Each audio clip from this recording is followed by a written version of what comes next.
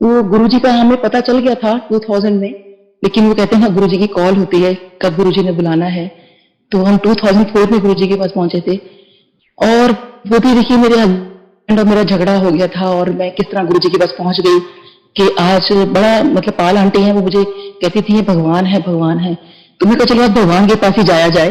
तो इस तरह मैं गुरुजी के यहाँ पहुंची, और हाँ गुरुजी ने टेलीपैथिकली मुझसे बात की और कहा कि अकेली क्यों आई है। तो बहुत शॉर्ट में सुन रही हूँ ये। तो बस गुरुजी ने मतलब जैसे अंदर से आवाज है कि हस्बैंड को फोन कर, मैंने फोन लगाया, हस्बैंड वहां पर आए और उन्होंने मुझे कहा चल उठ यहाँ से, and he was very loud. तो मेरे को बहुत एम्बेरसमेंट भी हुई कि इतनी जोर की बोल रहे हैं, वहां पर गुरुजी सोची सामने बैठे हुए, संगत लगी हुई है, शपथ वाणी चल रही है। तो बस मेरे मन में ये आया कि गुरुजी कहीं से चाय आ जाए, क्योंकि चाय प्रसाद बोलने की आदत नहीं थी तब। तो वही हुआ, गुरुजी ने जोड़ना था तो इनके सामने चाय आ गई, क्योंकि चाय इनकी कमजोरी रही है, तो ये चाय पीने बैठ गए। तो देखिए कैसे गुरुजी जोड़ते हैं, मतलब तो उसके बाद मुझे लगा बस चाय पी के शायद बोलेंगे चलो उठो यहाँ से। तो मैंने कहा कि अभी गुरुजी के यहाँ पे लंगर भी करना होता है, तो ये मान गए। तो मुझे बड़ी हैरानी हुई कि क्योंकि देखने में लग रहा था कि थोड़े से कूल डाउन हो गए। फिर जब लंगर किया उसके बाद मैंने कहा अब आज्ञा भी लेनी होती है, तो कहने लगी नहीं मैं बेटी को लेके बाहर जा रहा हूँ, तुम फटाफट जल्दी से बाहर आ जाओ माथा टेक कर।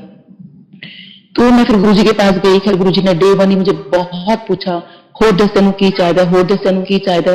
हर थोड़ी देर में वो यही पूछ रहे थे, और मेरा नाम पूछा, जगह पूछी, कहाँ रहते हैं, कितने बच्चे हैं, और कहाँ रहते हो, क्लिनिक कहाँ पर है, सब कुछ पूछा गुरुजी ने मेरे बारे में। तो मुझे लगा कि शायद मैं भी डे वन गुरुजी सबसे पूछते होंगे।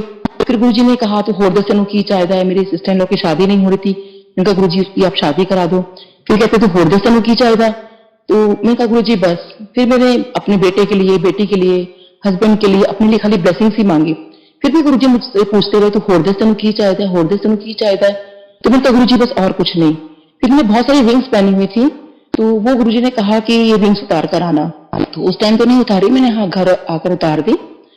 तो इस तरह से फिर हम गुरुजी के पास जाना शुरू हो गए, और गुरुजी ने बहुत बहुत ब्लेसिंग दी। तो जब हम गुरुजी के पास जाया करते थे, और अच्छा मैं हाँ ये भी बता दूं, जब हस्बैंड वहां चाय पी रहे थे तो हस्बैंड जैसे कुछ संगत बीच में आई होगी तो हस्बैंड का थोड़ा ध्यान हटा। तो जैसे हम लोग कई बार बैठे होते हैं चाय पीते हैं तो थोड़ा मेडिटेशन में चले जाते हैं या आंख बंद करके, तब हस्बैंड ने ऐसा किया। तो हस्बैंड मेरे क्या देखते हैं, जो कि उन्होंने मुझे बाद में बताया कि वहां पर कोई अंपायर स्टेट नहीं है, कोई संगत नहीं है, कुछ भी नहीं है, और वहां पे खाली गुरुजी बैठे हुए हैं, और गुरुजी के नीचे सारा ब्रह्मांड है। तो ये मेरे हस्बैंड, क्योंकि बीइंग अ फोरेंसिक एक्सपर्ट, वो तो बिल्कुल ऐसे लोगों में से है, बाल में से खाल निकालने वाले लोगों में से, वो तो किसी पे विश्वास नहीं करते। और इतने साल जो हमें जाने में लगे वो इसलिए लग गए क्योंकि मेरे हस्बैंड ने यही कह दिया था कि मैं किसी इंसान के आगे माथा नहीं टेकूंगा। तो गुरुजी को पता था कि ये मुझे ऐसे मानने वाला नहीं है, तो गुरुजी ने वो अपना रूप दिखाया डे वन ही इनको कि वो पूरे ब्रह्मांड के मालिक हैं, he is the supreme of this universe, और उनके पैरों के नीचे पूरा ब्रह्मांड है, और जितनी आकाश गंगा है, जितनी भी गैलेक्सीज आप सोच सकते हो, सब गुरुजी के आगे पीछे घूम रही हैं। तो मेरे हस्बैंड ने उस टाइम सोचा कि ये कोई साधारण इंसान तो नहीं है तो महापुरुष, चलो मैं बैठ जाता हूँ, और इसलिए वो बैठ गए। तो इस तरह से हम लोग पूरी फैमिली गुरुजी से जुड़ गए। और देखिए वैसे तो खैर हम गुरुजी से कब जुड़े हैं, नया कौन है पुराना कौन है, हमें खुद नहीं पता। क्योंकि एक बार क्या हुआ कि जब गुरुजी एक बार बैठे थे तो मेरे हस्बैंड को ना बिजनेस करने का बड़ा कुछ मन में आया कि ना बिजनेस भी किसी कोई फ्रेंड उनके बिजनेस करे तो बड़ा उनको फायदा हो रहा था। तो वो कहने लगे कि लम ये बिजनेस मैं भी कर लेता हूँ, बहुत फायदा है इसके अंदर। तो मैंने कहा मुझसे मत पूछो, आज शाम को आपको गुरुजी के पास जाना है तो गुरुजी से पूछ लेना कि मैं बिजनेस करूं कि नहीं। तो शाम को गुरुजी के पास गए मेरे हस्बैंड, और कि गुरुजी मुझे बिजनेस करना है, मैं बिजनेस कर लूं। तो गुरुजी बड़ा एकदम गुस्सा हो गया इनके ऊपर कि मैं तेन डॉक्टर बनाया तो बिजनेस करेगा। गुरुजी बहुत गुस्से में बोले कि मैं तेन डॉक्टर बनाया तो बिजनेस करेगा, कि लोग देखनी है कि मैं डॉक्टर बनाया बिजनेस करेगा। और मेरे हस्बैंड का वहीं से फोन आया कि लम गुरुजी ने तो मुझे ऐसा बोला है। तो डांट खा के बड़े खुश थे, क्योंकि गुरुजी डांटते थे तो भी बड़ा अच्छा लगता था। तो वो कहते हैं कि मेरे को ये लग रहा है कि गुरुजी बनाने वाले डॉक्टर हैं। तो गुरुजी ने मुझे डॉक्टर कैसे बनाया, क्योंकि हस्बैंड ने तो एडमिशन लिया था 76 में, कि उस वक्त मैं डॉक्टर मतलब की पढ़ाई कर रहा था। तो सोचिए कि अब तो हम गुरुजी से मिले भी नहीं थे, ये मिले भी नहीं थे, तो वो बनाने वाले कौन है, वो गुरुजी हैं। तो हम कब से गुरुजी से जुड़े हैं, कब से कितने जन्मों से हैं, हमें कुछ नहीं पता। इसलिए नया पुराना कुछ नहीं है, बट वो है कि बस गुरुजी ने जब इसको जोड़ लिया। मेन बात यह है कि अगर आज हम गुरुजी से जुड़ गए हैं तो देखिए ऐसी बहुत पुरानी संगत है, संगत क्या बोलूंगी उनको, क्योंकि वो गुरुजी से जुड़े ही नहीं है, तो वो संगत कहाँ से हो गए। जानते हैं गुरुजी के बारे में सब कुछ है, मैं कितने लोगों को जानती हूँ जो गुरुजी के पास नहीं आते दर्शन करने के बाद भी, और जिन्होंने दर्शन नहीं किए आप आज उनके भाव देखिए, वो तो बिना देखे भगवान मतलब गुरुजी को भगवान मान रहे हैं। तो बहुत शुक्राना है गुरुजी का जो गुरुजी ने हमें जोड़े रखा। तो इम्पोर्टेंट ये है कि अगर हम गुरुजी से जुड़े हुए हैं तो हम, इसका मतलब है कि कहीं ना कहीं हम बहुत ब्लेस्ड हैं। तो हमें ये सोचना चाहिए, हालांकि बहुत रिग्रेट लोगों को होता है कि हम गुरुजी को नहीं देख पाए, लेकिन देखिए अगर आप सच्चे भाव से गुरुजी को याद करेंगे तो साक्षात आपके सामने आ जाएंगे। और ऐसा देखिए गुरुजी ने जब ये कहा था कि शिव पुराण पढ़ो, तो उन्हें क्यों कहा था ये, आज मैं शिव पुराण पढ़ती हूँ तो मुझे समझ में आता है कि गुरुजी ने कहा था, कई संगत को बोला था कि समझ में आएगा कि मैं कौन हूँ, मैं क्या हूँ। तो मुझे भी ऐसे पता चला था कि गुरुजी शिव पुराण कहते हैं, मेरे फादर इन लॉ भी कहा करते थे। तो मैंने शिव पुराण के 4 पन्ने पढ़े और रख दिया कि गुरुजी मेरे बस की नहीं है। मतलब गुरुजी ने मुझे डायरेक्टली नहीं बोला था, बट मुझे कहीं से पता चला था, तो मैंने वो 4 पेज पढ़ के रख दिए थे। तो इस तरह से कह चलो गुरुजी ने पढ़वाया, तो अब समझ में आता है संगत जी के, और गुरुजी जब ये बात कहते हैं ना, कहा करते थे कि भाई जब फिजिकल फॉर्म में थे कि असल चीज कोई नहीं मांगता। तो जब मैंने अभी पुरानी संगत से सत्संग सुने कि असल चीज किसी ने नहीं मांगी, तो मैं कहती थी गुरुजी लेकिन मैंने तो कुछ आपसे मांगा ही नहीं, कभी मेटेरियलिस्टिक चीज नहीं मांगी आपने, इतना मुझे कहा होरदसन की चाहता है, होरदसन की चाहता है, लेकिन मैंने तो खाली ब्लेसिंग्स मांगी, ब्लेसिंग्स के अलावा और असल चीज क्या हो सकती है। तो वो शिव पुराण पढ़ के मुझे समझ में आया कि तो ये है कि नंदी जो होते हैं वो उनको पता चलता है कि उनकी आयु नहीं है, तो वो अपने फादर को, जब उनकी उम्र नहीं है तो कहते हैं क्या मेरी उम्र कैसे बढ़ सकती है, तो वो कहते हैं खाली भगवान शिव दे सकते हैं आपको जो उम्र है। तो वो कहते हैं कि भगवान शिव नाम की कोई चीज है क्या, तो वो कहते हैं हाँ हाँ क्यों नहीं है, उन्होंने तो तुम्हें दिया है मुझे। कहते हैं ठीक है, अगर भगवान नाम की कोई चीज है, अगर सच एग्जिस्ट करते हैं, तो मैं उनकी इतनी तपस्या करूंगा, इनका इतना भक्ति करूंगा कि उनको मुझे आयु देनी पड़ेगी। तो वो बहुत तपस्या करते हैं, भक्ति करते हैं। तो भगवान शिव जब प्रकट होते हैं तो वो कहते हैं मांगो तेरे को क्या चाहिए, तो वो कहते हैं कि भगवान शिव मुझे आपका साथ चाहिए, तो वो भगवान शिव का ही साथ मांग लेते हैं। तो देखिए आज भी भगवान शिव का परिवार उनके साथ हो ना हो किसी मंदिर में, पर नंदी जी हमेशा होते हैं। तो ये पढ़ के मुझे समझ में आया कि शायद वो गुरुजी, शायद नहीं इनफैक्ट यही बात है कि गुरुजी यही चाहते कि हम उनका साथ मांगे, क्योंकि मतलब हम जो इस दुनिया में आए अपने पाप कर्म काटने के लिए आए हैं, और एक्चुअल में जो चीज है, जब गुरबाणी से गुरुजी ने हमें जोड़ा, जब गुरबाणी की व्याख्या करते हैं या सुनते हैं तो मेरे को यही समझ में आया कि हर गुरबाणी में यही चीज लिखी हुई है कि आप प्रभु का सिमरन करो, उनकी स्तुति करो। तो गुरुजी ने क्या कहा, कितनी संगत को कहा कि उनका सत्संग करो आप, तो उनका जो गुणगान करना है, भगवान का गुणगान करना है, हमें वही करना है, वही सुनना है। और सबसे बड़ी बात है भाव से करना है, ये नहीं कि आप तपस्या किए जा रहे हो, पूजा किए जा रहे हो, फिर आप कहते हो कि भाई हमें तो फल नहीं मिल रहा। उसका यही होता है, जैसे गुरुजी ने कहा कि निंदा नहीं करनी है, और वही हम करते हैं तो अपनी पूजा में फिर वही पीछे हो जाते हैं। ये भी शिव पुराण में लिखा है कि जैसे आपने निंदा चुगली की तो जो भी आपने पूजा किया उससे आप 5 साल पीछे हो गए, फिर आप अपने आप को आप तप करते हो, पूजा करते हो, फिर आप वापस उसी पॉइंट पे आते हो, फिर कुछ ऐसा गलत कर देते हो, फिर आप पीछे चले जाते हो, और हम सोचते पता नहीं कितने साल हो गए हमें पूजा करते हुए। देखिए वही बात है कि हम गुरु जी को मानते हैं तो गुरु जी की भी माने। गुरबाणी की बात आई है तो देखिए हमें गुरबाणी ही सुननी चाहिए जो गुरु जी ने हमारे लिए चूज की है। एक बार किसी अंकल ने पूछा भी था कि गुरु जी इतनी सारी गुरबाणी है, आप खाली यही क्यों चलवाते हो, तो गुरु जी ने कहा था कि मुझे पता है मेरी संगत किससे जुड़ेगी, तो इसलिए मैं अपनी संगत के लिए मैंने चूज की है। तो देखिए जो गुरबाणी चोजन वन है, जो गुरु जी ने चूज की है, तो वही हमें सुनना चाहिए ना, क्योंकि गुरु जी को पता है कि मेरा जो ये बात है वो कहां से कैसे जुड़ेगा, तो हमें वही सुनना चाहिए। आरती भी ये जो गुरु जी अपने टाइम में अपनी आरती करवाई थी, तो वैसे तो कुछ भी सब चीज की जरूरत नहीं, हर पल आपको आंसर करते हैं, सब कुछ करते हैं, और वो क्या नहीं जानते, ही नोज एवरीथिंग, सब कुछ पता है उनको। तो एक बार गुरु जी का बर्थडे सेलिब्रेट हो रहा था बड़े मंदिर में, 2004 की बात है, तो वहां हंसराज हंस जी आए थे, तो उन्होंने बड़ी प्यारी लाइन बोली थी कि वो पीर ही क्या जिसको पीर का पता ना हो। तो वो महापुरुष, वो पीर, यानी वो भगवान ही क्या, जिनको पीड़ का पता ना हो, तो उनको तो हर किसी की पीड़ का पता है। लेकिन जब आप उनसे अरदास लगाते हो तो वो बहुत भाव से होना चाहिए। और देखिए गुरुजी भगवान कैसे हैं, जहां मैं ब्रह्मांड की बात कर रही थी, मेरे हस्बैंड को दिखाया कि ब्रह्मांड उनके नीचे है। मेरे एक पेशेंट है, रेलवे के अंदर है, बहुत हाई पोस्ट पर है। तो एक बार वो आए तो उन्होंने जैसे गुरुजी का स्वरूप देखा मेरे, जब क्लिनिक पर आए तो उन्होंने माथा टेका, कहने लगे अरे आप ही गुरुजी को मानते हो। तो वही होता है, जब ऐसी कोई पुरानी संगत मिलती है तो लगता है कि भाई अच्छा आप कब से जानते हो। तो वो उन्होंने कहा डॉक्टर साहब मैं तो आई थिंक 96 या 97 से मैं आना शुरू हुआ था। तो वो जाते रहे, अब सत्संग बताओ उस टाइम पर क्या हुआ था। तो वो मेरे को कहते हैं कि डॉक्टर साहब गुरुजी का तो पूछो मत, गुरुजी तो सब कुछ है। तो मैं ऐसे ही बता रही थी कि गुरुजी ने एक बार मेरे को, मतलब जैसे मैं थोड़ा थोड़ा बता रही थी, तो वो मुझे बताने लगे कि डॉक्टर साहब आपको तो फिर भी आपका एक बार नाम पूछ लिया था, लेकिन मेरा तो नाम भी नहीं पूछा गुरुजी ने, और कोई शादी का कार्ड लगे थे गुरुजी, और गुरुजी ने मेरा नाम लिख दिया उस पर। कहते मैं बड़ा हैरान कि मुझसे पूछा नहीं, पूरी संगत में से एम्पायर स्टेट जाओ। और कहते मैं इसलिए गया था कि मेरे बॉस कह रहे हैं, और क्योंकि हम लोग बॉस की बात टाल नहीं सकते, मैं तो सोचा कि चलो बॉस नाराज ना हो जाए, तो मैं एक बार गुरुजी के दर्शन कर लेता हूँ। तो कहते वहां मैं गए, पूरी बड़ी संगत थी वहां पे। गुरुजी ने खाली मुझको बुलाया, उठाया, और एक शादी का कार्ड दिया, उस पर नाम लिख दिया मेरा। कहते मैं बड़ा हैरान कि इनको कैसे पता मेरा नाम क्या है। तो कहते फिर दिमाग में बस यही आता है ना कि शायद मेरे बॉस ने बता दिया होगा कि भाई मेरा ऐसे ऐसे वो पहुंचेगा, उनको कुछ हिंट दे दिया होगा। तो देखिए ये तो मैं भी मानती हूँ कि उस टाइम ना तो कोई इंट्रोडक्शन का कोई मतलब होता था, किसी चीज का कोई मतलब नहीं होता था गुरुजी के यहाँ पर। तो फिर गुरुजी को मन पता था कि इनके मन में ये विचार आया कि मेरे बॉस ने नाम बता दिया होगा। तो गुरुजी कहते हैं हाँ भाई फिर तो कनॉट प्लेस रहता है। मैंने कहा हाँ जी गुरुजी। फिर वो लगा शायद मेरे बॉस ने ये भी बता दिया होगा कि मैं कनॉट प्लेस रहता हूँ।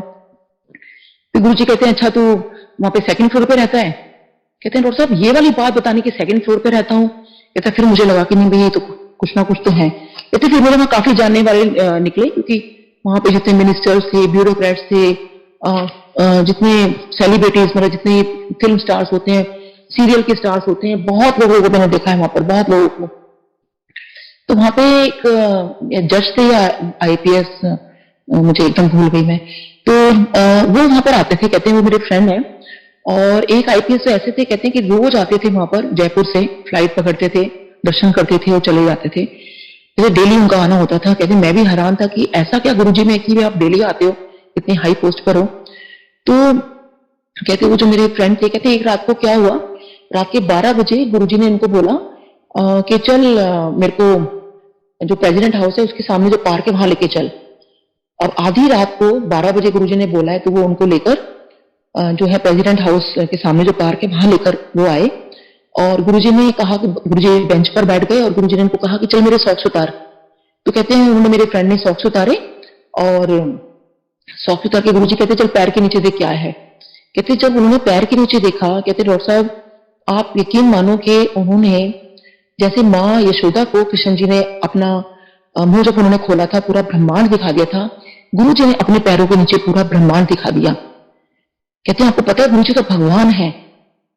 तो और फिर उसके बाद कहते हैं कि अब तू इसको मेरे मतलब वापस मुड़ जा और पीछे मुड़कर मत देखना। तो वो बड़े हैरान हुए कि भाई मैं रात को गुरुजी को लेकर आया हूँ, गुरुजी मेरे साथ गाड़ी में आए हैं, गुरुजी जाएंगे कैसे एम्पायर स्टेट वापस। तो गुरुजी ने उनकी बात फिर मन में भाप ली, और मन में वो गुरुजी उनको कहते हैं कि तेरे को मैंने कहा ना पीछे मुड़कर मत देखना, अब तू यहाँ से चला जा। कहते वो वहां से रात को आ गए और वो बड़े परेशान के।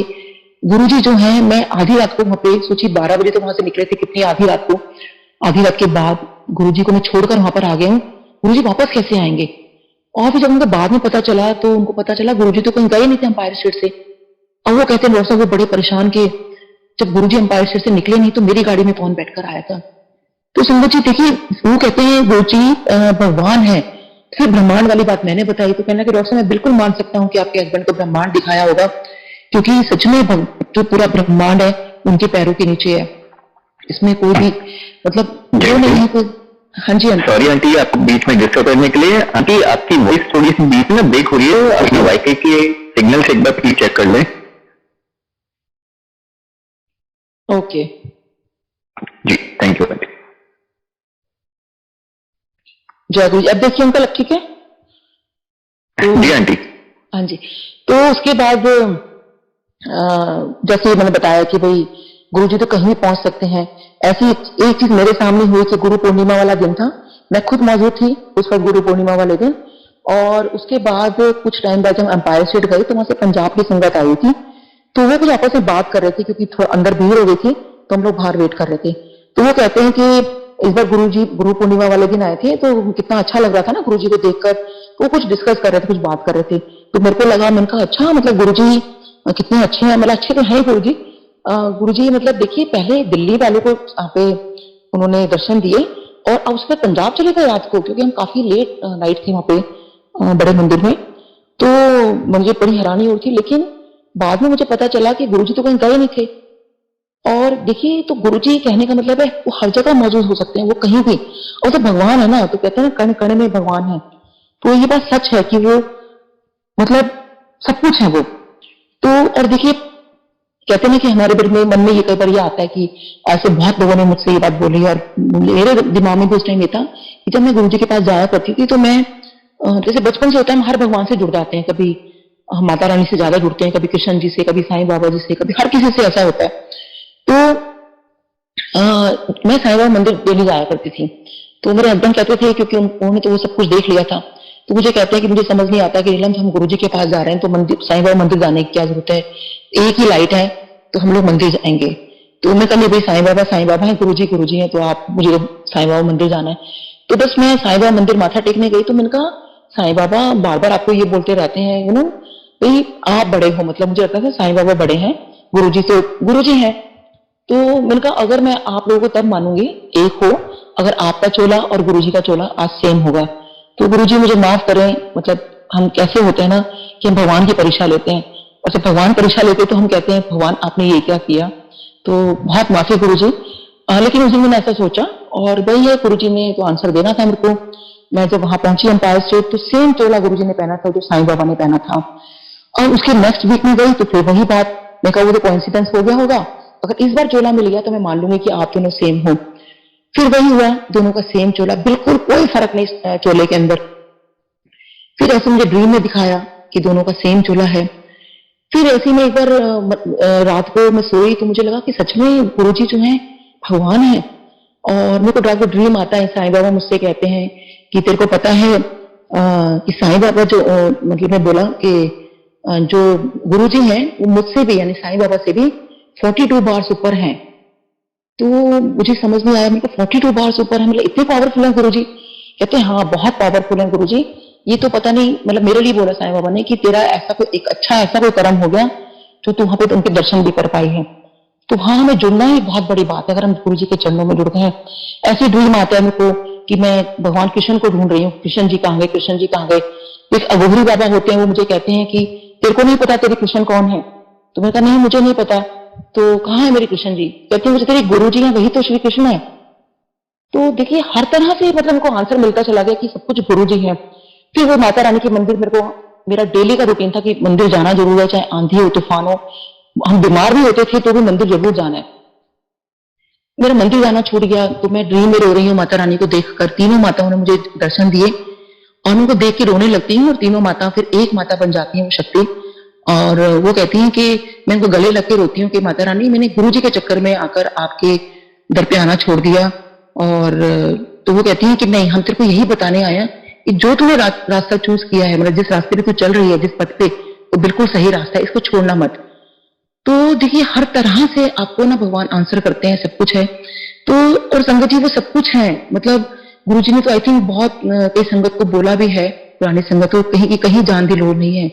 और कितनों को बोला कि शिव इत्थे बैठा है, तो सच में संगत जी भगवान शिव वहां बैठे हुए हैं। तो ऐसे एक नहीं, ऐसे कितनी ही चीजें मेरी लाइफ में भी हो गई, और कितनी चीजें मेरे को पता चली मेरे जानने वालों के साथ कि जो गुरु जी हैं हमारे महाशिव हैं। और देखिए जैसे मैं एक चीज और बताती हूँ कि मेरे एक ऐसे मेरे नेबर हैं, तो आईपीएस ऑफिसर, तो उनको मेरे घर में सत्संग था, उनको मैंने इनवाइट नहीं किया, लेकिन अगले दिन होली थी तो वो मेरे को हम लोगों को रंग लगाने आए। तो मैंने उनको बताया, क्योंकि मेरे को समझ में आ गया कि उनको पता चल गया कि हमारे घर में सत्संग था और मैंने काफी लोगों को बुलाया और उनको नहीं बुलाया। तो मैंने कहा नहीं, इसलिए मैंने आपको इसलिए नहीं बुलाया कि मुझे लगा कि शायद आप गुरुजी को नहीं मानते होगे, तो बट क्योंकि वो इतने एटीट्यूड वाले रहे हैं ना, क्योंकि उनका पोस्ट ही खैर ऐसी थी, तो सीधे वो किसी से बात ही नहीं करते थे। तो मुझे क्या लगा कि अगर इन्होंने मना कर दिया तो मुझे बहुत बुरा लगेगा, गुरुजी के सत्संग में नहीं आएंगे। तो वो कहते हैं कौन से गुरुजी? तो मैं गुरुजी का स्वरूप लगा था रूम में, तो मैंने कहा ये वाले गुरुजी। तो कहते हैं ये वाले गुरुजी? कहते हैं डॉक्टर साहब मैं इनके पास बहुत जाता हूँ। तो मैंने कहा बहुत जाते हो? कब से, कैसे? तो मुझे बहुत क्यूरियोसिटी हुई कि गुरुजी के बारे में आप कुछ बताओ। तो कहते हैं कि मैं गुरुजी के पास जाता हूँ और मेरे को गुरुजी आपको पता है फोन करके कितना बुलाते हैं, हर बात में थोड़ी देर में कह देंगे तू ऐथे आ, तू ऐथे आ। कहते हैं डॉक्टर साहब लेकिन डेली इतना मुश्किल हो जाता था कई बार कि गुरुजी का तो फोन पहुंचना कि तू ऐथे आ, और मेरे को सारी जॉब छोड़ के, आपको पता है मेरी तो जॉब कैसी है, और मेरे को सारे काम छोड़ के भागना पड़ता था। कहते हैं एक बार क्या हुआ कि मैंने गुरुजी को कुछ नहीं बताया और मैं कहीं चुपचाप, मतलब बहुत कॉन्फिडेंशियल कोई मीटिंग थी उनकी, तो वो चले गए।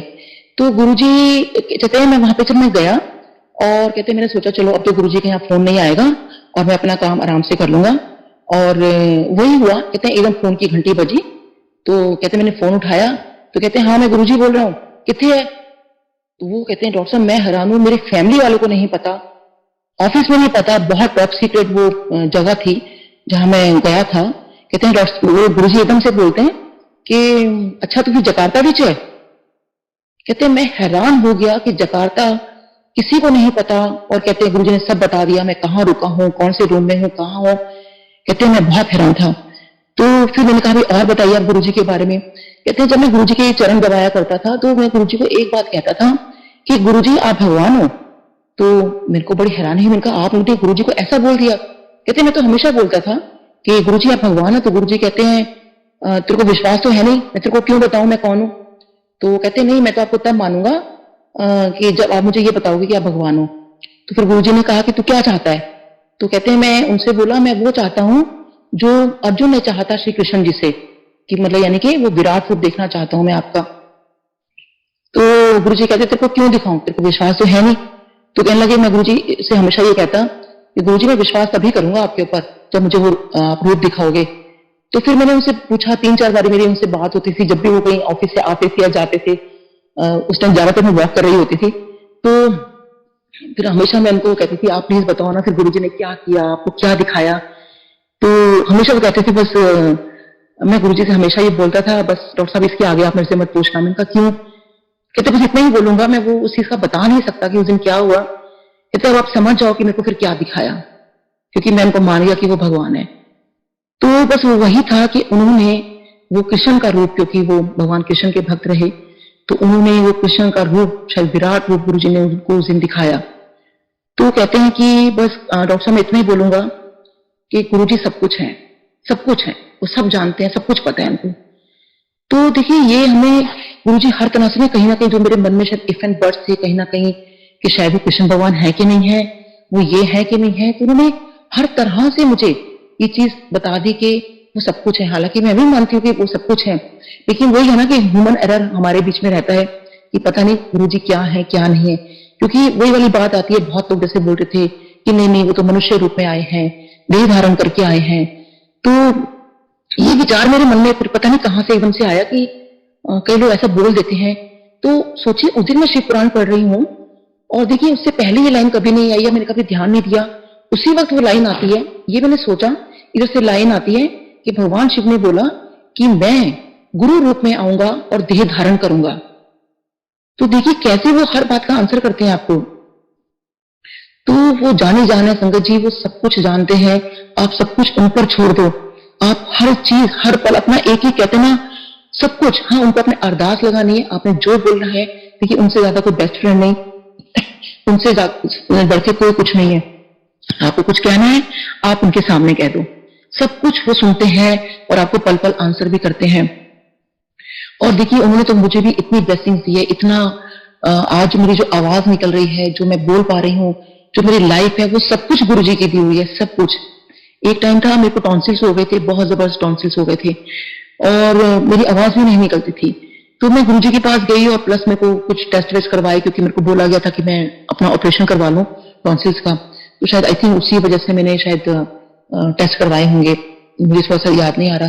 तो जब रिपोर्ट आई तो उसमें मुझे हाइपोथायराइडिज्म निकला। तो अब टेंशन होगी, क्योंकि अब बीइंग अ डॉक्टर जब चीजें सामने आती है तो पता होता है कि हम लोगों को इसके क्या क्या नुकसान हो सकते हैं, तो हर बीमारी का नुकसान होता है। तो गुरुजी भी इसीलिए हेल्थ को बहुत ध्यान दिया करते थे। तो मैंने गुरुजी को, हस्बैंड ने कहा कि ना गुरुजी को अपनी ये रिपोर्ट दिखा देना। तो मुझे बड़ा अजीब लगा कि गुरुजी के आगे अब क्या टेस्ट रिपोर्ट लेके जाऊंगी मैं। लेकिन हस्बैंड ने कहा नीलम कोई बात नहीं, मतलब ये तो चीज ठीक नहीं है, तो लाइफ लॉन्ग दवाई खानी पड़ती है, या जो भी चीजें, मतलब हमें तो पता ही क्या क्या इसके सिम्टम्स होते हैं, साइड इफेक्ट्स हैं। तो मैं गुरुजी के पास वो टेस्ट रिपोर्ट लेके गई, लेकिन बस मेरे हाथ में थी। तो मैंने गुरुजी को बहुत धीरे बोला, क्योंकि आवाज नहीं निकल रही थी, मेरा गला बिल्कुल बैठ गया था। पता नहीं कितने टाइम तक बैठा रहा था मेरे से, जैसे गला बैठता है तो कितनी भारी आवाज में बात करते हैं। तो बड़ी मुश्किल से मैंने बोला कि गुरुजी मुझे हाइपोथायराइडिज्म हो गया है, बहुत धीरे। तो गुरुजी ने मुझसे पूछा कि, तो मैंने फिर थोड़ा जोर से बोला, मैंने कहा गुरुजी हाइपोथायराइडिज्म हो गया है। मुझे लगा शायद गुरुजी को सुनाई नहीं दिया क्योंकि आवाज नहीं निकल रही है। तो गुरुजी ने ऐसे करके 3 बार मेरे से पूछा, और तीनों बार वो लाउड होते चले गए की, और तीनों बार में बड़ी जोर की बोला, गुरुजी हाइपोथायराइडिज्म हो गया है। I was very loud actually. तो उसके बाद गुरुजी कहते हैं चल जा। तो मुझे समझ नहीं आया कि गुरुजी ने मेरे से इतना पूछा और क्या कहते हैं जा। तो वहीं सेवादार अंकल खड़े थे, मैंने उनसे पूछा, तो कहते हैं आंटी बस गुरुजी ने कह दिया कि बीमारी जा, तो अभी बीमारी गई। और मैंने देन आई रियलाइज किया मैं बात भी कर पा रही हूँ, मेरी तो आवाज भी वापस आ गई है, मेरा तो गला भी ठीक हो गया। और संगत जी वो हाइपोथायराइडिज्म कहाँ गया, वो टॉन्सिस कहाँ गए। और देखिए मैंने ना कोई ऑपरेशन कराया, कुछ भी नहीं कराया, और ना ही किसी चीज की दवाई खाई, मेरा अपने आप ठीक हो गया। क्योंकि वो गुरु ने इतनी जोर से बुलवा के मेरी आवाज निकाल के वो, मतलब मेरे को मेरी आवाज दे दी। तो बहुत शुक्राना है गुरु जी का। और गुरु जी देखिए कभी भी किसी वहमों में नहीं डालते थे। कोई रिंग्स पहनने का कोई मतलब नहीं है। ऐसी अगर प्याज खाने की बात आई तो नवरात्रे थे, तो मुझे लगा, मैंने कहा आज मैं गुरुजी से पूछूंगी गुरुजी प्याज खा सकते हैं क्या, क्योंकि ऐसी छोटी छोटी बातें मैं गुरुजी से जाके जरूर पूछा करती थी कि भाई कुछ होता था, मांगा कुछ नहीं गुरुजी से। हाँ कुछ कुछ लाइफ में प्रॉब्लम्स आई तो गुरुजी को जाकर बोलना जरूर कि भाई गुरुजी आज ऐसा हो गया, आज वैसा हो गया। स्पेशली मेरे को अपने बेटे को लेकर मैं बहुत परेशान रहती थी, स्कूल में बहुत दिक्कत रहती थी, तो वो बार बार जाके गुरुजी को बोलना कि गुरुजी आज स्कूल में ये हो गया, स्कूल में वो हो गया। तो फिर मेरे को उस दिन लगा, मैंने कहा गुरुजी से ना आज पूछ ही लिया जाए कि गुरुजी प्याज खा लिया करूं मैं नवरात्रि में। तो देखिए गुरुजी जान ही जाना है ना, वो तो कहते हैं ना बिन बोले सब कुछ जानता।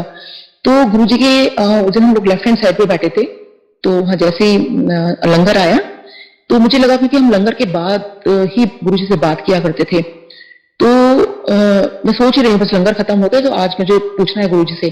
और नवरात्रि चल रही थी और आई थिंक जहां तक मुझे व्हाट आई रिमेम्बर ये तो सप्तमी थी या अष्टमी थी। तो मैंने सोचा कि गुरुजी से पूछूंगी मैं भी। और देखिए जैसे लंगर आता है ना, तो उससे पहले कभी हुआ लंगर में और ना आज तक कभी हुआ। उस दिन पहली बार प्याज जो थी उसका सलाद था, प्याज का सलाद जो गोल कटी हुई प्याज होती है। तो सोचिए उस दिन वहां पे मेरे को प्याज का प्रसाद मिल रहा है और मैंने गुरुजी की तरफ देखा एंड गुरुजी वाज स्माइलिंग। तो सोचिए गुरुजी ने तो कहते ना बिन बोले सब कुछ जान दा, तो मेरे बिना बोले बिना पूछे मैंने बता दिया कि हाँ भी प्याज खा सकते हो। फिर बाद में पता चला कि भाई यहाँ पे तो कोई भी रोक टोक नहीं है। तो कहने का मतलब संगत जी है कि हमें कोई भी गुरुजी के, हम जब भक्त बन गए हैं, खैर अभी तो मुझे बहुत बनना है, मतलब गुरुजी तो कहती हूँ चरणों की धूल के कण के बराबर भी अगर मुझे मान ले तो मैं अपने आप को बहुत सौभाग्यशाली समझूंगी। तो हमें अगर उनका भक्त बनना है तो हमें उनकी अगर संगत बनना है तो हमें कोई भी वहम में नहीं पड़ना किसी भी तरह के। ऐसे एक बार क्या हुआ, दिवाली का दिन था, दिवाली की रात, तो उस दिन मैंने एक ब्लैक कलर की ड्रेस पहनी जो मुझे बहुत पसंद है। तो मेरी mother in law black colour के कपड़े मुझे पहनने नहीं देती थी, तो मैं कभी कभार जहां वो उनको नहीं जाना होता था तो मैं वहां पहन के जाया करती थी। तो उस दिन दिवाली का दिन था तो मुझे लगा कि चलो गुरुजी के यहाँ तो सब बहुत तैयार होकर आते हैं, तो आज मैं गुरुजी के यहाँ चली जाती हूँ ये पहनकर। तो आधे रास्ते जब मैं गई तो मुझे मन में ये विचार आया, मैंने कहा कि ओहो मेरी मदर इन लॉ मना करती है कि दिवाली वाले दिन, कितनी बार समझाया कि त्योहार वाले दिन और किसी फंक्शन पे काले कपड़े नहीं पहनते हैं, कि आज मैंने पहन लिए तो पता नहीं गुरुजी ने अगर मुझे डांट दिया कि कोई काले कपड़े पहनते हैं त्योहार वाले दिन, तो मैंने कहा मैं तो ये ड्रेस कभी पहन ही नहीं पाऊंगी अगर गुरुजी ने टोक लगा दी तो मुझे बड़ी टेंशन होगी कि मुझे क्या जरूरत थी। लेकिन हम आधे से ज्यादा रास्ता क्रॉस कर चुके थे और बड़ी टेंशन हुई कि गुरुजी मुझे कोई ना आज काले रंग के कपड़ों में कोई भी मैचिंग का कोई संगत मिल जाए। तो ये हो जाता है ना, किसी ने पहन रखा हो तो चलो ठीक है कोई भी नहीं काले कपड़े पहन सकते हैं। तो क्योंकि हम लोग भी नए थे तो बहुत सारी चीजों का मुझे पता नहीं था। तो उस वक्त हम लोग दिवाली में जैसे हम लोग अंदर जब मैंने एंटर किया एम्पायर स्टेट में, तो जैसे ही मुझे लगा, मैं सबको देख रही थी, सब बड़े रंग बिरंगे कपड़े पहनकर आए हुए थे, तो मैंने कहा ओहो, आज तो काले कपड़े किसी ने नहीं पहने हुए, बस अब गुरुजी से मुझे डांट पड़ेगी कि कोई काले कपड़े पहनकर आता है। तो आप मानोगे कि मैं जैसे मैंने एंटर किया और मैंने जैसे झांक कर देखा, क्योंकि मेरी आदत होती थी झांकते पहले गुरुजी को दर्शन करने, दरवाजे में अंदर एंटर करते, और आप मानो कि गुरुजी ने उस दिन खुद ब्लैक कलर का चोला पहना हुआ था, ब्लैक और गोल्डन, जो मेरी ड्रेस थी। और मैं इतनी खुश हुई कि देखो आज मेरा जो मतलब कपड़ों का जो मैं कह रही थी गुरुजी किसी से मेरी मैचिंग हो जाए, आज मेरे रब ने मेरे से मैचिंग करी है, मतलब मेरे से नहीं उनसे मेरी मैचिंग हुई है इनसे। और देखिए क्योंकि उन्होंने मेरा वो वहम दूर करना था, तो देखिए वो संगत को कितने प्यार से समझाते हैं, ना उन्होंने मुझे कुछ कहा ना कुछ बात बोली। तो देखिए उन्होंने अगर वो ब्लैक कलर का चोला उस दिन पहना था तो कितने प्यार से मुझे समझा दिया कि कोई वहम नहीं। प्याज वाली बात भी उन्होंने ऐसे ही कर दी, ये वाली बात भी ऐसी कर दी, रिंग उतारने के लिए उन्होंने मुझे पहले ही बोल दिया था।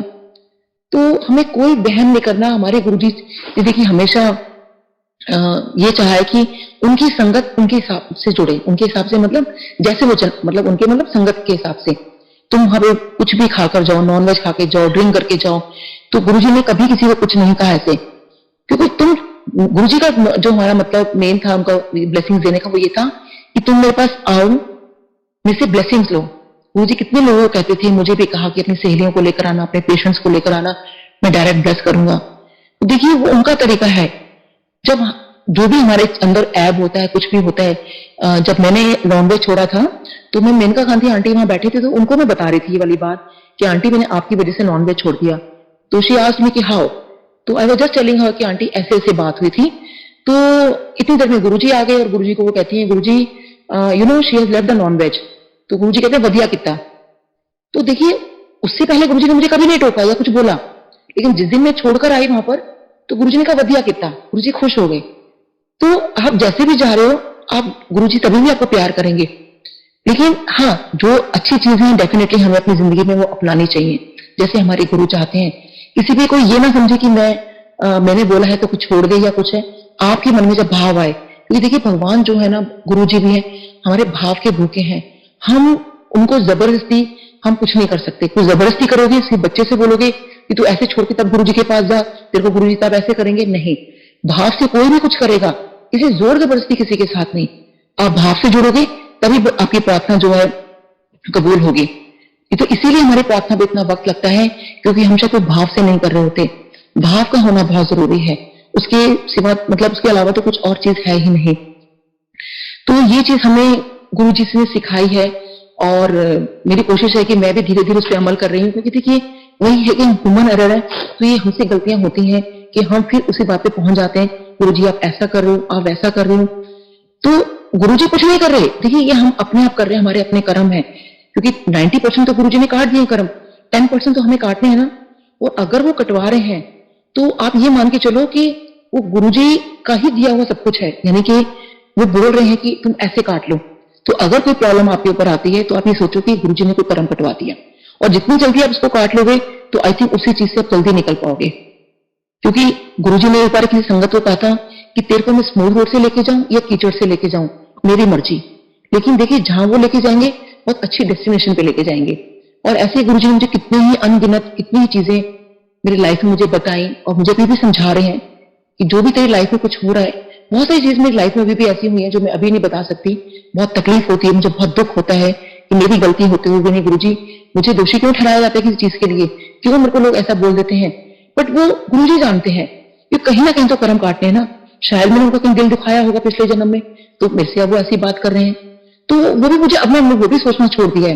क्योंकि गुरुजी ने एक बार मुझे बोला था, जब मैं गुरुजी के पास माथा टेक रही थी, गुरुजी मुझसे उस रात को बहुत बातें हुई थी। जब एक बार गुरुजी ने हमें आधी रात को लंगर कराया था, तो गुरुजी ने बहुत सारी बातें की। तो गुरुजी मुझे तुमसे कहते हैं, जब हम लोग जाने लगे कि आंटी हम वेख तेरे नाल की होंदा है।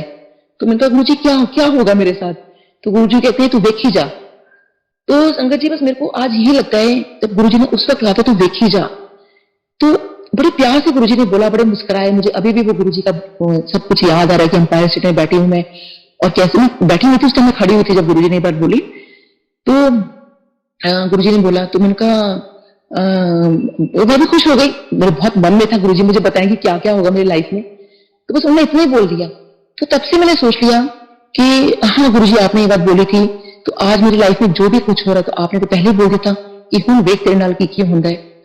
तो और एक बार ऐसे ही हुआ कि जब गुरुजी के मैं माथा टेकने गई, तो जैसे ही मैंने माथा टेका तो गुरुजी मुझे कहते हैं कि मैंने तो ऐ नहीं समझ आता कि तुम सारे के सारे डॉक्टर अगर इत्थे आ जाओगे तो मरीजों का इलाज कौन करेगा। तो मैंने कहा हाँ जी गुरुजी। कि मैं कहा गुरुजी ये क्या बोल रहे हैं। तो गुरुजी कहते हैं हाँ। तो गुरुजी ने फिर इशारा किया ऐसे हाथ से और कहते हैं कि तुम सारे के सारे डॉक्टर्स अगर इत्थे आ जाओगे तो मरीजों का इलाज कौन करेगा। तो वो उतनी जितनी भी संगत वहां बैठी थी ऑलमोस्ट सारे डॉक्टर्स थे।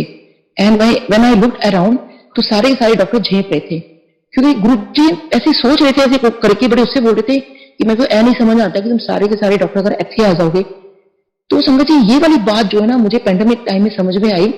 तो जब सत्संग होने शुरू हो गए और ये सब बातें हो गई तो मैं एक दिन सोच रही थी कि गुरुजी और मेरे साथ मतलब क्या बातें हुई थी, क्या चीजें थी। तो अचानक मुझे ये वाली बात आई, क्योंकि मैं ऐसे बोल रही थी, मैं कहा गुरुजी ये तो हम लोग घर बैठ गए हैं, तो मतलब इतनी प्रॉब्लम हो गई, ऐसा मतलब माड़ा वक्त आ गया, तो मरीजों का इलाज कैसे होगा। एंड देन आई रिमेम्बर्ड, मुझे एकदम रिकॉल हुआ कि अरे तो एक बार तो गुरुजी ने कहा था कि तुम सारे के सारे अगर इत्थे आ जाओगे। तो मुझे वो ये लगा कि तुम सारे के सारे अगर डॉक्टर बैठ जाएंगे तो मरीजों का इलाज कौन करेगा। तो मुझे लगा, मैंने कहा गुरुजी तो सच में डॉक्टर्स घर बैठ गए हैं, पूजा पाठ में लग गए हैं, तो मरीजों का इलाज कौन कैसे होगा। तो वो फिर गुरुजी ने मेरे को मतलब सोच मेरे दिमाग में डाली, तो किस तरह से भी मतलब मैं ये चीज कर सकती हूँ, वो सब गुरुजी का ही करवाया हुआ है, मेरा कुछ भी नहीं है। तो हम लोगों ने फिर जैसे ऑनलाइन संगत को, और जितने भी लोग हमारे पास मेरे पास फोन आते थे या कुछ, तो हम लोगों ने फिर वो फ्री कंसल्टेशन वगैरह देनी शुरू की। तो देखिए वो गुरुजी की बात अगर मुझे याद नहीं आती क्योंकि तुम कि मरीजों का इलाज कौन करेगा, तो सोचिए कब गुरुजी ने बोला था और वो बात कब जो चीज मेरे सामने आई। तो देखिए गुरुजी कब कौन सी बात कहते हैं और वो कब पूरी होनी होती है ये हमें नहीं पता। ऐसे कितने कितने लोगों के सत्संग, संगत के सत्संग है, उस टाइम गुरुजी ने बोला और वो बात बाद में पूरी हुई। मेरे साथ भी गुरुजी ने कोई ऐसी चीज मतलब बोली, मैं अभी नहीं बता पाऊंगी, मैं अभी भी वेट कर रही हूँ। और क्योंकि देखिए वो बात बोली थी गुरुजी ने मुझे 2004 में, और इतना वक्त हो गया और मैं अभी भी सोचती हूँ गुरुजी आपको याद है ना। सोचिए मैं गुरुजी को बोल रही हूँ गुरुजी आपको याद है ना, आपने बोला था, मैं अभी भी वेट कर रही हूँ। उनको याद कराने की जरूरत नहीं है मुझे, बट एक होता है ना वो ह्यूमन एरर वाली बात आती है कि मुझे पता है वो गुरुजी को सब कुछ याद है, शायद उसका वक्त नहीं आया अभी। तो सोचिए मैं कितने सालों से उस चीज के लिए वेट कर रही हूँ, लेकिन गुरुजी मुझे पता है वो करेंगे, क्योंकि गुरुजी ने उसके साथ मुझे एक बात और बोली थी कि मैं तेन ब्लेस कर देता। तो मैंने कहा हाँ जी गुरुजी, बस इसके आगे जब वो चीज पूरी होगी then may be I share. तो मेरे को और लगता है गुरुजी ने खुद साक्षात अपने मुंह से मुझे बोला था मैं तेन ब्लेस कर देता। तो जब रब ने मुझे ब्लेस कर दिया है तो मुझे किस बात का डर है, मुझे क्यों किसी चीज की चिंता होती है, मैं क्यों किसी चीज में पड़ी हूं। तो ये सब देखिए गुरुजी का, क्योंकि हमें कभी विश्वास नहीं होता ना, तो मैं आपको यही बोलना चाहती हूँ सबको कि पूरा विश्वास वो अपने गुरुजी पे छोड़ देती है।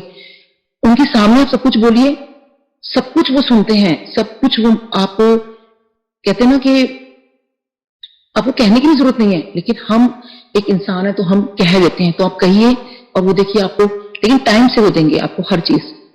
तो और देखिए वो सब कुछ करते हैं और करवाने वाले भी वही होते हैं। ऐसे मेरी मम्मी को बहुत ब्लेस किया गुरुजी ने। एक बार मेरी मम्मी एडमिट हो गई हॉस्पिटल में, तो डॉक्टर्स ने कह दिया कि एंजियोप्लास्टी करवानी पड़ेगी। तो डॉक्टर्स ने जब कहा तो मैं डॉक्टर से मिलने गई, तो मैंने कहा डॉक्टर साहब एंजियोप्लास्टी, तो क्योंकि मुझे था, मैं कहा थोड़ा सा मुझे 3-4 दिन का टाइम दे दो, क्योंकि ये बात मंडे की थी। तो क्योंकि मैं हर चीज गुरुजी से पूछ के क्या करती थी कि मुझे बस दिमाग में यही था कि मुझे गुरुजी के पास जाकर पूछना है कि गुरुजी मम्मी की एंजियोप्लास्टी करवानी है तो करवा लें क्या।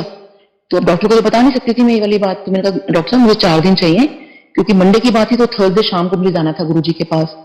तो डॉक्टर कहते हैं कि आप एक डॉक्टर होके और आपको इतना समझ नहीं आ रहा कि आपकी मम्मी कितनी क्रिटिकल है, किसी वक्त कुछ भी हो सकता है। अगर एंजियोप्लास्टी करनी ही पड़ेगी इनके मंडे मतलब सॉरी ट्यूसडे को, और हो सकता है कि अगर हमें मतलब उनका बाईपास भी करना पड़े, बहुत कुछ उन्होंने बता दिया कि अगर वो ठीक नहीं निकली तो हमें ये करना पड़ेगा, ये करना पड़ेगा, ये करना पड़ेगा, and she is very critical, और कुछ भी हो सकता है। तो उन्हें दोनों बातें बोल दी थी और कहीं ना कहीं ये इंडिकेशन दे दिया था कि आपकी मम्मी के पास ज्यादा वक्त नहीं है। तो उस टाइम मेरी सबसे छोटी सिस्टर की शादी नहीं हुई थी, तो मेरी मम्मी को हमेशा ये अरदास रहती थी कि भाई मतलब कहीं ना कहीं जो है मेरी छोटी बहन की शादी हो जाए, मतलब अपनी आंखों से वो शादी देख लें। तो तब वो गुरुजी को इतना मानती नहीं थी, और बल्कि मुझे भी मना करती थी कि तू गुरुजी के इन चक्रों में मत पड़ा कर, ये गुरु वगैरह सब ऐसे ही होते हैं।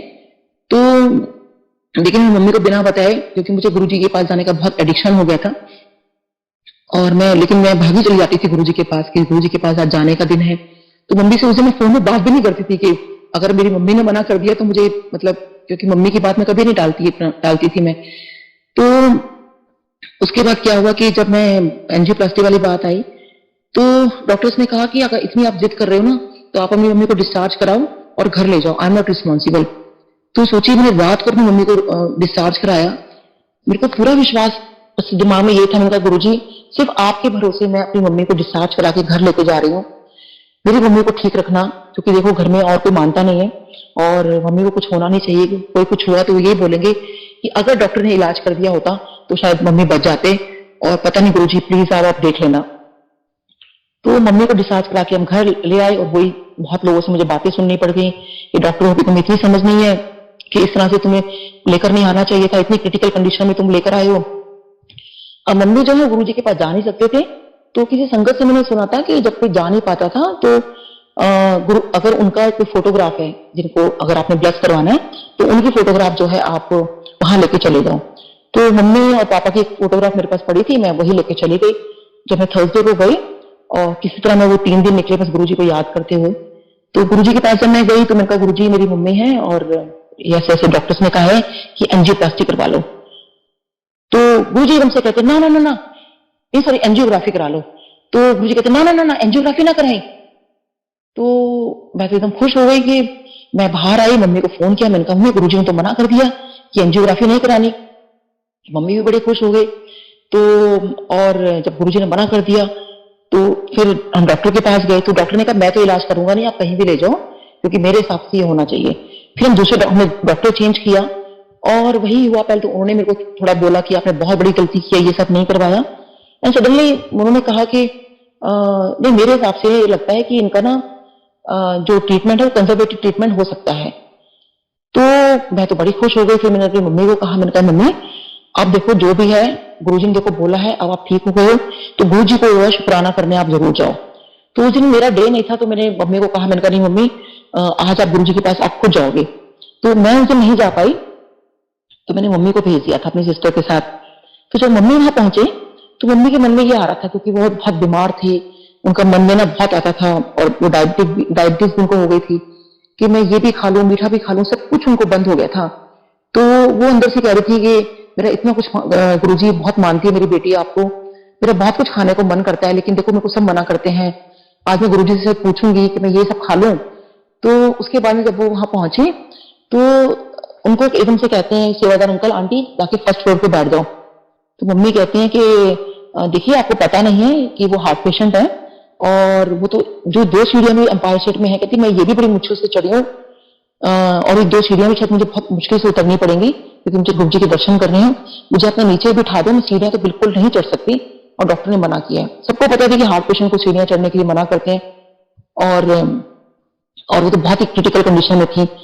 तो वो अंकल कहते हैं कि आंटी पौड़ियां चढ़ते जाओ तो ठीक होते जाओ, और वो नहीं माने, और उन्होंने कहा नहीं आंटी आप यकीन मानो मेरा, जैसे जैसे सब सीढ़ियां चढ़ोगे आप ठीक होते जाओगे। तो देखिए वो गुरु का डर है, और वो नहीं माने तो मम्मी को चढ़ना पड़ा, और उसके बाद मम्मी काफी ठीक हो गई। अच्छा हाँ, उसके बाद फिर डॉक्टर ने कहा कि मुझे लगता है कि आपका कंजर्वेटिव ट्रीटमेंट हो सकता है। और जब मम्मी का सामने जब लंगर आया तो उस दिन शायद मेनका गांधी आंटी का जन्मदिन था, तो जो जो मम्मी ने दिमाग में बातें बोली थी, मतलब खाने के लिए सोचा हुआ था कि मुझे ये खाने का मन है, ये खाने का मन है, उस दिन लंगर में वो सब कुछ था। और देखिए उस दिन तो जैसे नॉर्मली रिफिल नहीं होता था एम्पायर स्टेट में, है ना, उस दिन मम्मी को शायद इतनी भूख लगी थी, उन्होंने पूरा being diabetic also, heart patient also, तो उन्होंने सब कुछ देखिए वहां पे खाया, केक भी खाया, और जितनी भी चीजें थी वहां बहुत उन्होंने खाई, मिठाई भी खाई, और देखिए सीढ़ियां भी चढ़ी, और उसके बाद वो ठीक होती चली गई काफी हद तक। और उनको जो इतना बाईपास होना था कुछ भी नहीं हुआ, सिर्फ उनका ये ट्रीटमेंट हुआ, कंजर्वेटिव ट्रीटमेंट। और देखिए फिर मेरी सिस्टर की शादी भी उन्होंने देखी, तो उसके बाद गुरुजी ने उनके पूरे 10 साल दिए, और कहा डॉक्टर्स ने हमें शायद 10 दिन का भी हमें कंफ्यूजन डाल दिया था कि पता नहीं कितना उनके पास वक्त है भी कि नहीं है। तो क्योंकि वो पूरा भाव से उस दिन गई थी, और वो मेरा भी पूरा यही विश्वास था कि मैं गुरुजी के पास मम्मी को ले आई हूँ, अब मेरी मम्मी को कुछ नहीं होगा। जो उनकी ये तमन्ना है कि मेरी सिस्टर की शादी देखें, और वो भी उन्होंने देखी। तो देखिए वो जो भाव है ना, बस बेसिकली गुरुजी को वही चाहिए, और गुरुजी सब कुछ जानते हैं, क्या नहीं जानते वो। ऐसे एक बार क्या हुआ कि मेरे को बहुत ज्यादा बैकएक था, बहुत सीवियर बैकएक हो गया। डॉक्टर्स ने मुझे मना कर दिया कि मुझे डांस का बहुत शौक रहा है, तो मैंने कथक सीखना शुरू किया था, और मेरे को जो था बैक में बहुत प्रॉब्लम आ गई, तो मेरा डांस वगैरह सब कुछ छूट गया। तो जब गुरुजी के पास हम जाया करते थे, मैंने गुरुजी से कभी कुछ नहीं मांगा कि भाई गुरुजी मेरे बैकएक है। ये मुझे बहुत अजीब लगता था, गुरुजी से ये क्या बोलूं मेरे बैकएक हो रहा है गुरुजी। तो जब बड़े फंक्शन में, सबको पता है गुरुजी बहुत डांस कराया करते थे, तो जब बड़े फंक्शन में मैं जाया करती थी तो दूर खड़ी हो जाती थी कि भाई किसी को धक्का ना लग जाए, और मेरे को अगर धक्का लगे तो डॉक्टर ने वैसे ही मना किया है। हालांकि डॉक्टर्स ने कहा था कि आप चल भी पाओ, यही बहुत बड़ी बात है। तो डांस करना तो आप भूल जाओ जिंदगी भर, डांस नहीं कर सकते अब आप। तो जब मैं 2005 की इवनिंग थी और 2006 आने वाला था, तो वही हुआ रात के जैसे 12 बजे, तो म्यूजिक ऑन हो गया और सब खड़े हो गए और डांस करने लगे। जब गुरुजी ने आज्ञा दी कि सब डांस करो, सब पूरा हॉल भर गया, और पूरा हॉल जो है डांस कर, जितनी संगत सब डांस कर रहे हैं। तो मैं जो बड़ा मंदिर है उसके राइट हैंड साइड पे जो विंडो है, मैं दूर आके पीछे सबसे आगे पीछे जाके खड़ी हो गई कि कहीं मुझे धक्का ना लग जाए। तो इतनी देर में मैं तो वैसे तो मैं हमेशा गुरुजी को देखा करती थी, तो अचानक मैंने देखा गुरुजी ने मेरे को देखा और गुरुजी ने मुझे इशारा किया कि आके डांस कर। तो मुझे विश्वास नहीं है कि गुरुजी मुझे कह रहे हैं, मैंने आसपास देखा शायद गुरुजी किसी और को कह रहे होंगे, क्योंकि मेरे को इतना बैकएक था, मेरे को तो डांस करने का मतलब ही नहीं। तो फिर गुरुजी ने मुझे इशारा किया, तो मुझे लगा कि मतलब मेरी फ्रेंड ने भी मुझे कहा कि तेरे को ही बोल रहे हैं गुरुजी। मैंने कहा नहीं मेरे को तो बहुत दर्द है, मैं तो नहीं मैं डांस कर पाऊंगी। फिर गुरुजी ने मुझे कहा कि आके डांस कर। फिर गुरुजी ने अपने सर पे माथे पे से हाथ करते हुए बड़ा कस के मुझे कहा, और मैंने इशारे से पूछा गुरुजी मैं? तो गुरुजी ने कहा हाँ। मतलब फिर गुरुजी ने बोला, और देखिए वैसे तो किसी भीड़ के अंदर रास्ता बनाना मुश्किल होता है, बीच में गुरुजी मेरे बिल्कुल रास्ता बन जाते हैं, और मैं दौड़ी चली गई गुरुजी के आगे, और मैंने इतना डांस किया मैं भूल गई कि मेरे बैकएक है। और देखिए तब से लेके आज तक वो अपनी थोड़ी सी गलती की वजह से वैसा वाला दर्द हो जाता है। ना तो मैंने कभी किसी डॉक्टर को दिखाया, ना वो जो मेरी इतनी बड़ी प्रॉब्लम डॉक्टर्स ने बताती थी वो कहाँ गई मुझे नहीं पता। और आज भी जब मैं गुरुजी के सत्संग में जाती हूँ, मैं इतना डांस इसीलिए करती हूँ, मुझे कुछ याद नहीं रहता, मुझे सिर्फ वही बात याद आती है कि गुरुजी ने कहा था कि डांस कर। तो देखिए कैसे डांस करा के, और मेरे को ही नहीं, गुरुजी ने कितने लोगों को डांस करवा के उनके बैकएक, उनकी कितनी सारी चीजें उनकी ठीक की हैं। तो जो ये गुरुजी की बातें हैं, मतलब बातें क्या है संगत जी, उनके हमें दिए हुए कहते हैं ना ब्लेसिंग्स हैं। ये कोई चमत्कार नहीं है कि गुरुजी ने चमत्कार कर दिया, मिरेकल कर दिया, वो ब्लेसिंग्स हैं। तो हमें ब्लेसिंग्स उनकी लेनी है, और वो देने आए थे। उनको थोड़ी कुछ चाहिए, समुद्र को थोड़ी कुछ चाहिए होता है कि उसमें एक बूंद पानी आप डालोगे तो तब समुद्र जो है ज्यादा बढ़ जाएगा। और देखिए वो तो समुद्र क्या, वो तो पूरे ब्रह्मांड के मालिक है वो तो हम तो उस बूंद के बराबर भी नहीं है। जैसे बूंद एक समुद्र में मिल जाती है ना, तो समुद्र को थोड़ी कुछ चाहिए, मतलब तो वही है, वो तो अथाह समुद्र है, हमें देने के लिए बैठे हैं। और उनसे सीधा ब्लेसिंग्स लो, ब्लेसिंग्स मांगो, और उनपे सब कुछ छोड़ दो, सब कुछ उनपे कहते हैं ना वो डायरेक्ट कनेक्शन। तो एक शिव पुराण में बड़ी प्यारी बात आती है, वो 9 भक्ति के बारे में बता रहे हैं। तो उसमें से एक भक्ति होती है सख्य भक्ति। इसमें वो कहते हैं कि वो भक्त मेरा पूरा भक्त मतलब बन जाता है, जैसे भक्ति करते हैं, तपस्या करते हैं, बहुत सारी 9 बताई है इसमें। तो एक सख्य भक्ति को वो कहते हैं कि जब मैं तेरा मंगल करूं या अमंगल करूं, जिस दिन तुम्हें लगेगा ना कि सब कुछ मेरी वजह से हो रहा है, चाहे वो मंगल हो चाहे अमंगल हो। वैसे तो मैं अमंगल होने नहीं दूंगा, क्योंकि जहां भगवान शिव आ जाते हैं, जहां गुरु जी आ जाते हैं, वहां अमंगल तो हो ही नहीं सकता। और जिस दिन तुम्हें ये लगे कि तुम्हें निर्वाह करने के लिए भी तुम्हें सोचना ना पड़े, तुम्हें तब लगे कि मेरा गुरु बैठा है, तो तुम सब समझना कि तुम जो हो मेरे पे विश्वास मतलब करने लगे हो, तब तुम्हारी वो भक्ति, कहीं तुम्हारा वो जो विश्वास है, तब समझना कि तुमने मेरे पे विश्वास कर लिया है। जब तक तुम्हारे मन में ये चीज नहीं आएगी, क्योंकि देखिए हर किसी की लाइफ में, मेरी ही नहीं, हर किसी की लाइफ में कुछ ना कुछ ऐसा घटित होता रहता है कि हमें लगता है कि ओह ये क्या हो गया, ये ऐसा क्यों हो गया। तो देखिए वो भी इन पे छोड़ दो सब कुछ। मैं कहती हूँ संगत जी, मैं खुद एक किसी चीज से इतनी परेशान हूं, लेकिन 2004 से मैं आज तक उस चीज की वेट कर रही हूँ। मुझे पता है गुरुजी करेंगे, और जब करेंगे तो इतना बेहतरीन करेंगे, क्योंकि गुरुजी के जो काम होते हैं ना वो बहुत ही खूबसूरत और बहुत ही बेहतरीन होते हैं जब वो चीज हमारे सामने आती है। जैसे हमारे अपने गुरुजी, मतलब आप गुरुजी को देखो, उनका रूप देखो, उनका आप हर चीज देखो, मतलब मैं तो खैर वर्णन कर ही नहीं सकती गुरुजी का। आई जस्ट कांट डिस्क्राइब, मेरे पास वर्ड्स ही नहीं है गुरुजी को डिस्क्राइब करने के लिए। वो जो उनका उस वक्त एक ऑरा होता था, मतलब उसमें हम ऐसे एडिक्ट हो जाते थे, ऐसा लगता था बस गुरुजी यहाँ से निकल के जाए ना, बस वहीं बैठे रहे। तो ऐसे ही देखिए गुरुजी ने बहुत बहुत ब्लेसिंग दी है। एक बार ऐसे क्या हुआ कि जब गुरुजी को मैं माथा टेक रही थी, वैसे तो मैं जब भी माथा टेकती थी तो गुरुजी हमेशा मुझसे पूछते और तेरा नाम की है? तो मैं कहती थी गुरुजी डॉक्टर नीलम। तो फिर हमेशा माथा टेकना, फिर गुरुजी कहते तेरा नाम की है? तो मैं कहती थी गुरुजी डॉक्टर नीलम। तो ऐसा हर बार होता था, हर बार होता था। तो मैं कहती थी गुरुजी मैं जब भी आपको माथा टेकती हूँ हमेशा मेरा नाम पूछते हो, मन में सोच रही हूँ।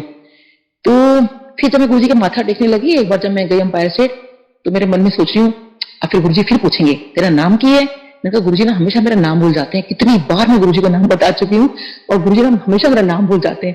देखिए वो तो जान ही जान है, मेरा नाम बुलवा के पता नहीं मुझे क्या ब्लेसिंग दे रहे हैं वो। और मन में सोच रही हूँ, और मैंने माथा टेका है and I was just waiting कि गुरुजी फिर बोलेंगे तेरा नाम की है? तो गुरुजी कहते हैं हो नीलम आंटी।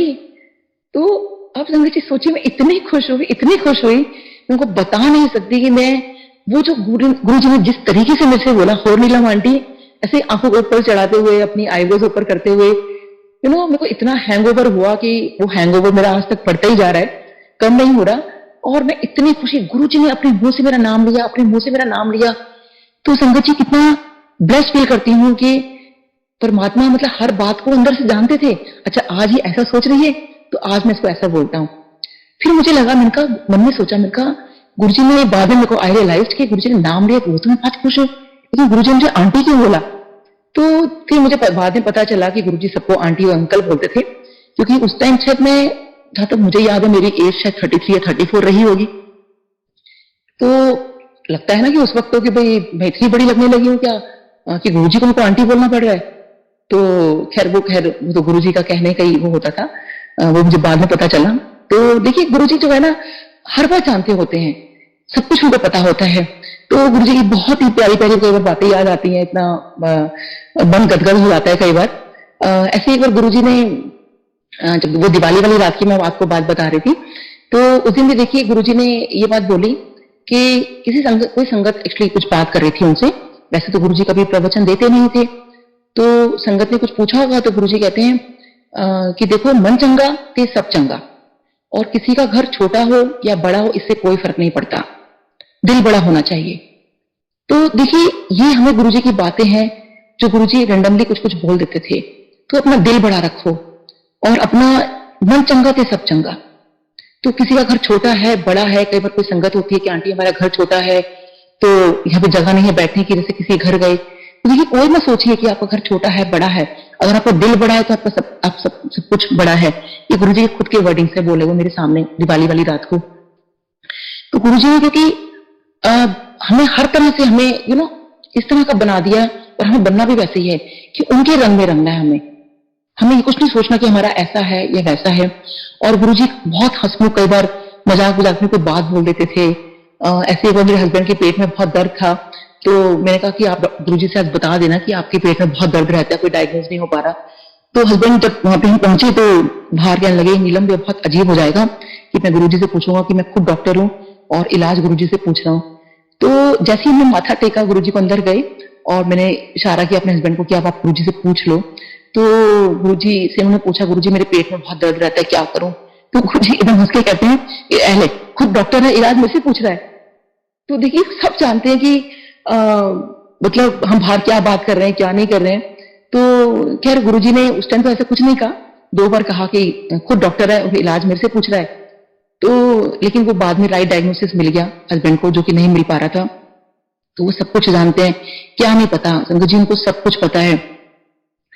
और गुरुजी ने एक बार ऐसे हस्बैंड क्योंकि फॉरेंसिक एक्सपर्ट रहे हैं, फॉरेंसिक मेडिसिन किया हुआ हमने, तो उनकी ना पोस्टमार्टम करने का, क्योंकि इनका फील्ड वही है, तो इनको ना मतलब अच्छा नहीं लगता था कि मतलब मुझे पता नहीं क्यों आजकल ना ये जॉब पसंद नहीं आ रही है, ये कि अब देखिए, क्योंकि अब जॉब वही है तो करनी तो वही है ना, पोस्टमार्टम वगैरह वही सब कुछ। तो खैर, अब ये किसी से क्या कहने वाली बात उन्होंने मुझसे बोली। फिर हम गुरुजी के पास जब जाना शुरू हुए तो अब शायद वो उनके लिए कुछ ठीक नहीं था या जो भी था। तो जब गुरुजी के पास इन्होंने माथा टेका तो गुरुजी कहते हैं, आज कितने बंदे फाड़े तू, यानी कि कितने बंदे फाड़े तूने। तो गुरुजी उन्होंने जो भी बताया होगा, तो गुरुजी कहते तू बंदे ना फाड़ा कर। तो अब ये मन में है कि भाई गुरुजी जॉब तो मेरा यही है। तो गुरुजी ने हमेशा 3-4 बार इनको टोका कि तू बंदे ना फाड़ा कर। तो अब वो देखिए कि ऑटोमेटिकली कुछ ऐसा हुआ कि उस डिपार्टमेंट से निकलकर हस्बैंड का जो डिपार्टमेंट था वो एडमिनिस्ट्रेशन का हो गया। तो वो देखिए कैसे वो गुरुजी ने वो अपने आप ही वो चीज चेंज कराई। क्योंकि अगर खुद चेंज करते तो लोग बोलते कि भाई ऐसे थोड़ी होता है कि आपका जॉब ये तो आप यही करो। अब क्योंकि गुरुजी मना कर चुके थे तो बस यही था कि भाई ये चीज कैसे होगी। तो अगर गुरुजी ने कुछ बात बोली है तो वो डेफिनेटली कहीं ना कहीं गुरुजी उस चीज को वो पूरा करवाते हैं और वो चीज अपने आप ही होती है। तो हमें गुरुजी को सिर्फ मतलब अपने मन का भाव रखना है। इन्होंने जाके बोला नहीं था कि गुरुजी मुझे चीज पसंद नहीं आ रही है या क्या है, तो गुरुजी ने अपने आप ही वो चीज करवा दी। तो सब गुरुजी पे आप छोड़ दो। और देखिए, लेकिन कई बार गुरुजी ना हमारी परीक्षा भी लेते हैं, तो हमें बस वही है कि उस परीक्षा में खरे उतरना है। और कुछ ऐसी बात भी मेरी जिंदगी में हुई गुरुजी के टाइम की, वो भी मैं अभी बता नहीं पाऊंगी। लेकिन आज मैं सोचती हूँ कि गुरुजी, मैंने वो आपकी बात क्यों नहीं मानी, आपने मुझे 2 बार रिपीट की वो बात। लेकिन चलो, लेकिन मैं ये बोलूंगी कि एक बार मैं किसी का सत्संग सुन रही थी, वो गुरुजी ने मुझे आंसर कर दिया। तो बहुत शुक्राना गुरुजी आपका कि कितना मैं इतना रोती थी इतने सालों से, मुझे उसका आंसर नहीं मिल पा रहा था। और वो सत्संग सुनने के बाद मुझे वो आंसर मिल गया कि शायद मुझे उस बात के लिए गुरुजी ने माफ कर दिया। गुरुजी जानते थे कि मैंने वो बात गुरुजी को क्यों मना की थी और वो क्या बात थी। वो मैं बहुत कम लोगों को पता है, लेकिन मैं अभी वो बता नहीं पाऊंगी कि वो क्या चीज थी। लेकिन सोचिए, वो गुरुजी ने मुझे इतना काम डाउन कर दिया उस चीज के लिए। तो गुरुजी जानते हैं कि हमारे लिए क्या अच्छा है क्या नहीं है। लेकिन कई बार बड़ा लगता है कि अगर गुरु ने हमें कुछ बात बोली है, लेकिन वो मुझे लगता है शायद मेरी परीक्षा थी, शायद वो कहीं कहीं मुझे अभी भी लगता है कि उस परीक्षा के दौर से मैं अभी भी निकल रही हूँ। लेकिन मुझे पता है कि जैसे टीचर होते हैं ना, वो परीक्षा भी लेते हैं, स्कूल में होता है ना, लेकिन वो पढ़ाते भी तो है ना, हमें समझाते भी हैं। तो कहीं ना कहीं मुझे उस परीक्षा के लिए तैयार भी कर रहे हैं और कहीं ना कहीं वो उस परीक्षा को मेरे को समझाएंगे भी, और वो कर भी रहे हैं कि मैंने क्यों गुरुजी से क्या बात बोली थी और क्या कहा था और गुरुजी ने मुझे इस चीज के लिए क्या कहा था। वो भी जानते हैं और मैं भी जानती हूँ कि मैंने वो बात गुरुजी से क्यों बोली थी। तो मैंने सब गुरुजी पे अब छोड़ दिया है कि मुझे लगता है नहीं गुरुजी, क्योंकि इतना समझ में आ गया है कि गुरुजी से बढ़कर, गुरुजी से उनसे कुछ बढ़कर कुछ है ही नहीं। सब कुछ गुरुजी है, सब कुछ, वो सब कुछ जानी जान है। मतलब ही नोस एवरीथिंग। बार बार मैं इसलिए रिपीट कर रही हूँ कि कई बार हमारे मन में इफ एंड बट्स आ जाते हैं, लेकिन आप बिलीव मी और कि सब कुछ गुरुजी है, सब कुछ। और देखिए, गुरुजी के टाइम में ना, मैं एक चीज और बता दूं, मैं काफी सत्संग जैसे अभी अटेंड किया और मैं देखती हूँ कि गुरुजी के टाइम में ना कभी जयकारे नहीं लगते थे। और मेरे को कई लोगों ने कहा कि आंटी आप ये बात बोले, देखिए जयकारे लगाने में कोई दिक्कत नहीं है किसी को भी, लेकिन जो चीज हमारे गुरुजी के टाइम में नहीं होती थी, हमें वो मतलब हमें वो नहीं करना। अगर जयकारा नहीं लगता था तो हमें नहीं लगाना, हमें वही करना है जो हमारे गुरुजी के टाइम में मतलब हुआ करता था। अब देखिए, अब सत्संग होता है तो लोग बहुत बातें कर रहे होते हैं। गुरुजी के टाइम देखिए बिल्कुल पिन ड्रॉप साइलेंस होता था। अगर वहां कोई सत्संग कर रहा होता था, कोई संगत, तो मजाल है कहीं कोई कोई इधर से उधर आ जाए, हम पूरा सत्संग जो है आराम से सुनते थे। जब कुछ भी आवाज नहीं होती थी, कोई सेवादार होते थे वो भी यहां से वहां नहीं जा रहे होते थे, और गुरुजी भी बिल्कुल मतलब पिन ड्रॉप साइलेंस। तो देखिए, अगर आप सत्संग में जा रहे हैं तो बिल्कुल आराम से सत्संग सुनिए, तो शब्द वाणी है वो आराम से सुनिए। इतना जरा सा अगर 1-2 सेकंड का पॉज हो जाता है तो सब के सब बातें कर रहे होते हैं। तो फिर भगवान की स्तुति हम कहां कर रहे हैं, भगवान का गुणगान कहां कर रहे हैं या सुन रहे हैं। तो हमें उनका गुणगान करना है या सुनना है, तो देखिए पिन ड्रॉप साइलेंस होना बहुत जरूरी है, तभी आप कनेक्ट हो पाओगे। ये तो कनेक्ट कैसे होगे जब आपको ध्यान ही नहीं होगा। तो हमें अपना ध्यान जो है, क्यों गुरुजी कहते थे गुरबाणी सुनो, आप गुरबाणी सुनो। इसको नहीं समझ में आती है तो देखना, गुरुजी कहते थे, और शिव पुराण में लिखा है श्रवण, यानी कि सुनना। सुनना इज मोर इंपॉर्टेंट, कि आपको सुनना है और आप संगत करो, सत्संग सुनो। ऐसे ही मेरे को एक बार बहुत कुछ प्रॉब्लम हो गई थी, बहुत ज्यादा, तो मेरे को एंटी डिप्रेशन दवाइयां स्टार्ट हो गई थी। तो मेरे को डॉली नारंग आंटी हैं और इनका मैंने सत्संग सुना, तो ये लोग कहीं सत्संग कर रहे थे, तो जो अंकल हैं शम्मी नारायण अंकल, तो वो एक बात कह रहे थे, क्योंकि मुझे ना प्लेन में जाने से, मेट्रो में जाने से, कहीं से भी जाने पे जो भी कोई बंद चैम्बर होगा, मेरे को फोबिया हो गया था। और मेरे को लगता था कि अगर ये प्लेन में मैं चढ़ रही हूँ, ये प्लेन अगर मेरे को कुछ हो गया, मैं बाहर कैसे निकलूंगी। तो बड़ा स्टूपिड सा सोचिए दिमाग में कि प्लेन से बाहर कौन उतरता है। अगर मैं जा रही हूँ तो एकदम ट्रेन नहीं रुकी तो मैं कैसे उतरूंगी, मेट्रो के अगर दरवाजे नहीं खुले तो मैं कैसे उतरूंगी। अजीब सा फोबिया हो गया था मुझे किसी वजह से। वो भी बहुत बड़ा सत्संग है मेरी लाइफ का। तो मैं कहीं सत्संग सुन रही थी और शम्मी नारायण अंकल, मैं आराम से उनके जो वो भजन गा रहे थे, जो गुरुजी के टाइम में वो गाया करते थे, तो मैं आंखें बंद करके सुन रही थी कि कितने अच्छा गा रहे हैं ना। मैं उनको नहीं जानती थी उस टाइम ये लोग कौन है। तो अचानक से एकदम से मेरे कानों में आवाज पड़ती है, क्योंकि मैंने जब मेट्रो से आना जाना शुरू कर दिया था तो मेरे को ना डर लगता था कि मेट्रो के दरवाजे अगर बंद हो गए। और एक दो बार ऐसा हुआ भी कि मेट्रो नई नई थी और दरवाजे बंद होने शुरू हो गए कि भाई अभी थोड़ी देर में मतलब मेट्रो चलेगी। तो मेरी मतलब इतनी बुरी हालत होती थी कि अभी मुझे कुछ हो जाएगा। तो मुझे लगा कि नहीं, मैं मेट्रो में कभी नहीं जाऊंगी। और देखो बहुत डर लगता है मेट्रो में जाने से। हस्बैंड को बोला भी आप मेरे साथ रहो, रोज आओ छोड़ो, लेकिन देखिए उनकी भी जॉब है और रोज मतलब दिनी पर छोड़ना, साथ में रहना बड़ा मुश्किल होता था। तो मैंने जब उनको, मैं आंखें बंद करके वहां बैठी थी, तो एकदम से मेरे को आवाज आती है कि अब जो है मेट्रो के दरवाजे खुलेंगे। और मैं एकदम डर गई कि मेरे को इतना फोबिया हो गया कि यहाँ भी मुझे यही आवाज आ रही है, क्योंकि वहां मुझे ये लगता था कि अब मेट्रो के दरवाजे खुलेंगे और मतलब अब नेक्स्ट स्टेशन ये है और आपका स्टेशन ये है। तो जैसी वो आवाज आई तो मैं बहुत डर गई कि देखो मेरे को तो हेलुसिनेशन स्टार्ट हो गए कि मुझे मेट्रो वर्ड यहाँ भी सुनाई दे रहा है। तो लेकिन नेक्स्ट आवाज ये थी कि अब मेट्रो के दरवाजे चारों तरफ से खुलेंगे और अब गुरुजी का मंदिर आएगा और जो ब्लेसिंग्स हैं वो चारों तरफ से, दोनों दरवाजों से चारों तरफ से ब्लेसिंग्स ही ब्लेसिंग्स आपके पास आएंगी। और संगत जी, जैसे मैंने ये सुना मैं तो इतनी हैरान हुई, क्योंकि मुझे बाद में पता चला, उस टाइम जब मैंने पूछा कि आपने ऐसा कैसे बोला, मतलब तो ये आवाज पता चला कि हमारी शम्मी नारायण अंकल जो मेट्रो वॉइस है हमारी। और उसके बाद जब भी आज भी मैं कभी मेट्रो में कभी जाती हूँ, उस वक्त जैसे मैं गई, मैं आराम से वो आवाज सुनती जाती थी और बस मुझे वही आवाज आती थी कि चारों तरफ से दरवाजे खुलेंगे और आपको ब्लेसिंग्स ही ब्लेसिंग्स हैं। तो देखिए एक सत्संग सुनवाने से कैसे गुरुजी ने मुझे ठीक कर दिया। तभी गुरुजी सत्संग सुनवाते थे तो कितनी सुनने में भी और सुनाने में दोनों में भलाई है। तो देखिए हमें जो है ना, बस इसीलिए कहते हैं कि उनका गुणगान सुनना चाहिए। कि पता नहीं अगर मैंने कहीं ध्यान बटा रखा होता, अगर अपना उनका वो सत्संग ना सुनती मैं उस दिन ये वाली बात, तो शायद उस फोबिया में मैं रहती, दवाइयां खाती रहती, तो पता नहीं मेरे को इतने साइड इफेक्ट हो जाने थे।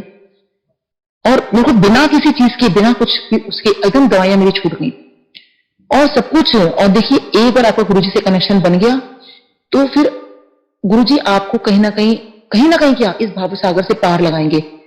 तो वही सब कुछ करने वाले संगत जी, वही सब कुछ है। बस एक छोटा सा और करके मैं वाइंड अप करती हूँ। एक बार मैं अपनी फ्रेंड को लेके गई, डॉक्टर शताब्दी को। तो जब मैं उसको लेके गई तो उसको अंदर जाके अच्छा नहीं लगा। मेरे को बाहर निकल के कहती है कि नीलम तुम मेरे को आज तो यहाँ लेकर आ गई है, मैं यहाँ दोबारा कभी नहीं आऊंगी, मुझे यहाँ आकर बिल्कुल अच्छा नहीं लगा। तो मुझे बहुत बुरा लगा कि एक तो मैं इसको लेकर आई हूँ और मतलब मेरे गुरुजी के लिए इसने ये बोल दिया कि मैं यहाँ कभी नहीं आऊंगी। मुझे बहुत बुरा लगा जब उसने ऐसे मेरे को बोला। तो जैसे हम पाइस स्टेट से हम राइट निकलते हैं, फिर जैसे लेफ्ट टर्न करते हैं, जैसे वो लेफ्ट मुड़ी एंड शी टर्न अराउंड, कहती मुझे गुरुजी के पास दोबारा जाना है। तो मैं कहा गुरुजी से आज्ञा लेने के बाद हम दोबारा नहीं जाते हैं। कहती है मुझे तो जाना है, तू मेरे को लेके चल, तू डांट खा लेना लेकिन मेरे को चल। तो मैं बहुत डरती डरती गुरुजी के पास गई उसको लेकर। तो कहती है मेरा ना इंट्रोडक्शन करवा देना गुरुजी से आज जरा। तो मैंने कहा भाई इंट्रोडक्शन नहीं करवा सकती, मतलब वैसे भी दोबारा जा रही हूँ, डांट पड़ जाएगी, आज्ञा लेने के पास हम गुरुजी के पास ही जाते दोबारा। तो कहती नहीं तू, मुझे नहीं पता, तू मेरा इंट्रोडक्शन करवा। क्योंकि गुरुजी ने तो मुझे कुछ कहा ही नहीं, बस ये बोला है कि कुछ बोला था कि अगली बार आना है या कुछ आते रहो, मुझे याद नहीं है उसका। तो मैंने गुरुजी के पास में गई, मैंने गुरुजी से कहा and I was just about to say कि भाई ये गुरुजी मेरी अभी मैं कुछ बोल भी नहीं पाई थी। I was just about to say, वो माथा टेक रही थी और मैं पीछे से भी बोलने ही वाली थी। तो गुरुजी एकदम से कहते हैं चल जा, बड़ी आई डॉक्टर ने की वकील। तो मेरे को एकदम से लगा कि गुरुजी को तो मैंने अभी तक बताया नहीं कि ये डॉक्टर नहीं है। उस दिन मैं अपने 2 फ्रेंड्स को लेके गई थी, उसको डॉक्टर ने नहीं बोला, ये डॉक्टर नहीं थी, उसी को गुरुजी ने डॉक्टर नहीं बोला और कहते हैं चल जा, बड़ी आई डॉक्टर ने की वकील। तो देखिए मैं कोई नहीं हूं उसकी वकालत करने के लिए, गुरुजी का ये मैसेज। तो यानी मैंने अगर किसी को गुरुजी के पास में लेकर आई हूं, तो आप गुरुजी जाने और वो संगत जाने। मेरा जो काम था वो यही था, जो गुरुजी कहते थे संगत जोड़ो, कि तुम खाली जोड़ो, तुम्हें कोई इंट्रोडक्शन या तुम्हें किसी का करने का कोई मतलब नहीं है। तो आप जब जुड़ते हो गुरुजी से, तो गुरुजी पूरा सब कुछ आपका थाम लेते हैं और अपना हाथ उन्हें ही दे दो, उनके हाथ में दे दो, क्योंकि वो आपका हाथ कभी नहीं छोड़ेंगे। तो सत्संग बहुत है, बट मैं आगे